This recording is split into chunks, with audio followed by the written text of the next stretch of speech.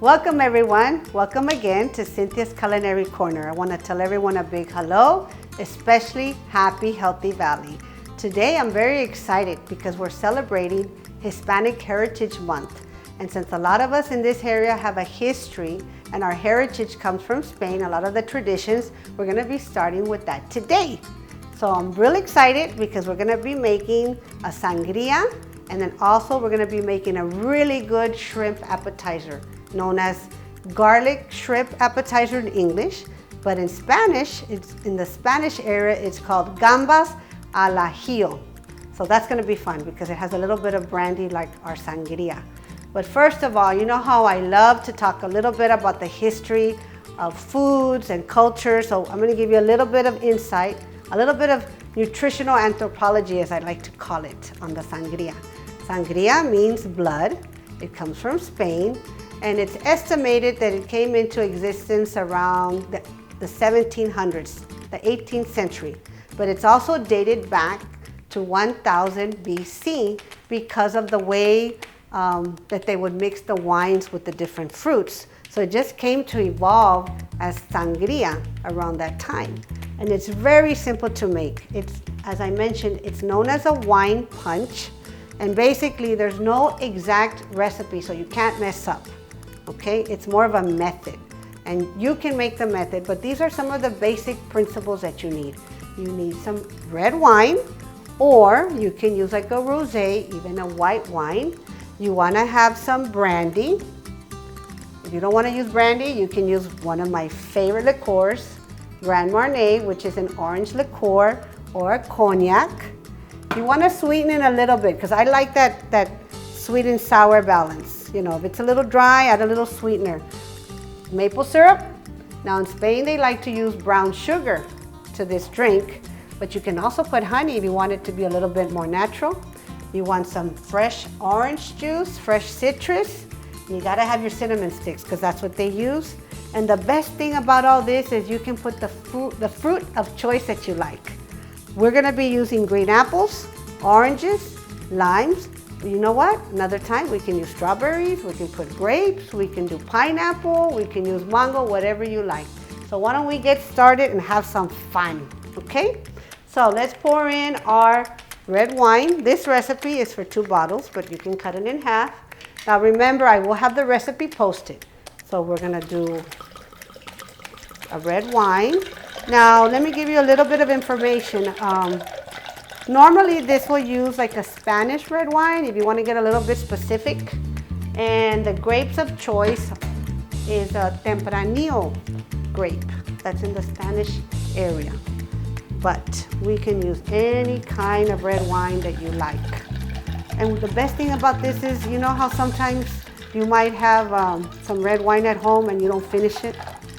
It's okay, because it's gonna taste good once you add this and all the ingredients to our recipe, okay? So we have the red wine. Now we're gonna do half a cup of brandy. I use brandy for this. Just mix it in. Half a cup of fresh orange juice that I squeezed earlier. You can already smell it. It smells good. And then remember what I said, I'm gonna use a little bit of maple syrup.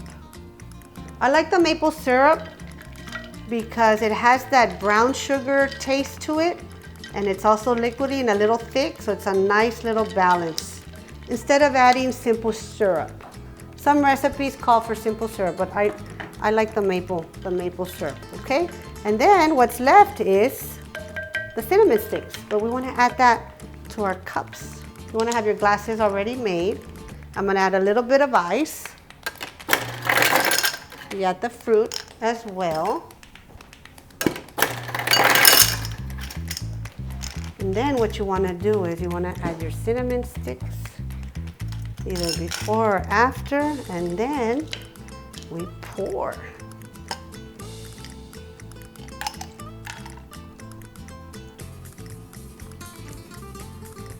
Look at that. Doesn't that look great? Now, Normally what you want to do is you want to make this 30 minutes before, but if you leave it in the refrigerator for like 3 to 4 hours, it's just gonna blossom and all the flavors are gonna come out together and just have a big pop. It's gonna be fun. Lots of flavor, that's what we want, flavor. And this is gonna go really well with the appetizer we're gonna be making. Okay, so look at that. Isn't that wonderful? I like to call it a beautiful marriage of different elements together. So here's our sangria.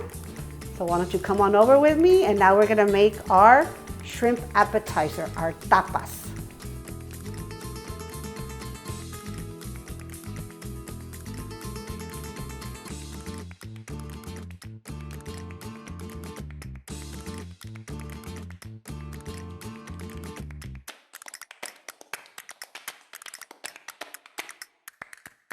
So I added 1/3 cup of brandy, but guess what? We can add a little more. Shh, nobody needs to know. It'll just make it taste a little better and be our secret.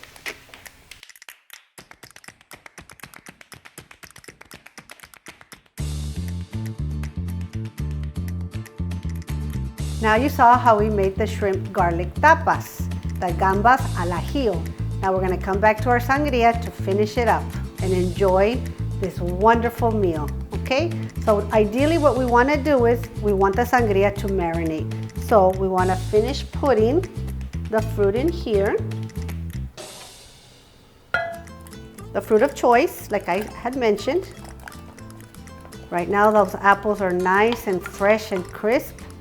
Some oranges, you can even do tangerines. Limes, I'm using some limes, you can do lemons.